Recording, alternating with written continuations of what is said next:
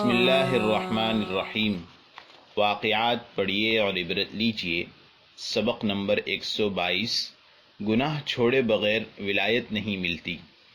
قاضی امام عبد الواحد بن زید رحمۃ اللہ علیہ تبع تابعین میں ایک بڑے درجے کے صوفیاء میں سے گزرے ہیں اور حسن بصری اور مالک بن دینار رحمہم اللہ کے شاگردوں میں سے ہیں۔ وہ کہتے ہیں کہ ایک بار میں بیت المقدس میں آیا اور حجرے میں داخل ہو کر اندر سے بند کر لیا۔ جب رات طاری ہو گئی تو میں نے دروازہ کھولا، پس 18 آدمی داخل ہوئے جن پر لوہے کے لباس تھے اور ان کے پیروں میں کھجور کے پتوں سے بنے ہوئے جوتے تھے اور ان کی گردنوں میں قرآن لٹکے ہوئے تھے۔ ان کی وجہ سے بیت المقدس نور سے بھر گیا۔ ان میں سے بعض نے بعض سے کہا کہ یہ عبد الواحد امام الزاہدین ہیں۔ عبد الواحد کہتے ہیں کہ میں نے ان سے عرض کیا کہ میں تم کو اس ذات کا واسطہ دے کر پوچھتا ہوں جس نے تم کو یہ کرامت دی ہے کہ آپ کون لوگ ہیں اور کہاں سے آئے ہیں اور یہ مقام آپ لوگوں کو کس طرح ملا؟ انہوں نے کہا، یا عبد الواحد لا یوصل الی ولایت اللہ الا من ترک الہوی۔ اے عبد الواحد، اللہ کی ولایت اسی کو ملتی ہے جو خواہشات کو چھوڑ دیتا ہے۔ اور بعض نے کہا، ما عرف اللہ عز وجل من لم یستحی منہ فی الخلاء۔ اس نے اللہ کو نہیں پہچانا جس نے خلوت اور تنہائی میں اللہ سے حیا نہیں کی۔ اللہ نے کہا، ان الذین یخشون ربہم بالغیب لہم مغفرۃ واجر کبیر۔ یقیناً وہ لوگ جو غیب یعنی تنہائی میں اپنے رب سے ڈرتے ہیں ان کے لیے مغفرت اور بڑا اجر ہے۔ اناج کا دانہ لہسن کے برابر۔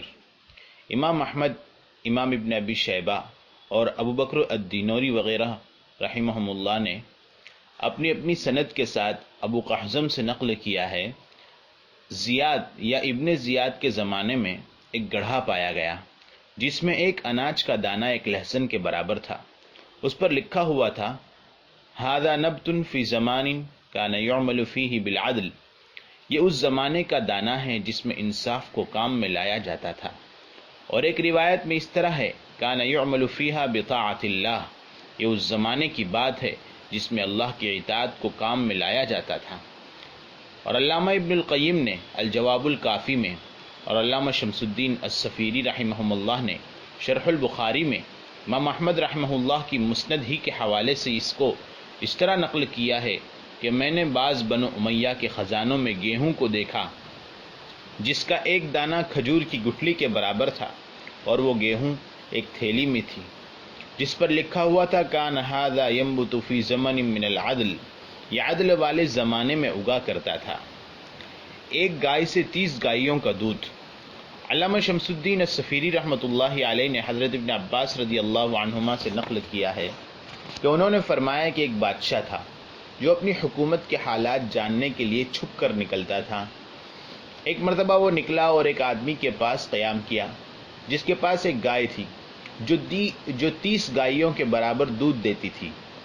جب بادشاہ نے صبح کی تو اس کے دل میں اس گائے کو اٹھا لے جانے کا خیال پیدا ہو گیا۔ پھر جب اس کا دودھ نکالا گیا تو بہت تھوڑا سا نکلا۔ بادشاہ نے کہا کہ اس کا دودھ کیوں کم ہو گیا؟ کیا یہ ایسی جگہ کا چارہ کھا کر آ گئی ہے جہاں عموماً نہیں چرتی تھی؟ اس آدمی نے جواب میں کہا کہ نہیں، لیکن میرا خیال یہ ہے کہ ہمارے بادشاہ نے ظلم کا ارادہ کیا ہوگا جس کی وجہ سے اس کا دودھ کم ہو گیا، کیونکہ جب بادشاہ ظلم کرتا یا ظلم کا ارادہ کرتا ہے تو برکت ختم ہو جاتی ہے۔ یہ سن کر بادشاہ نے دل میں اللہ سے معاہدہ کیا کہ وہ ظلم نہیں کرے گا اور کسی کی کوئی چیز نہیں لے گا۔ اس کے بعد پھر اس کا دودھ دوہا گیا تو معمول کے مطابق خوب نکل آیا۔ یہ دیکھ کر بادشاہ نے اللہ کی جناب میں توبہ کی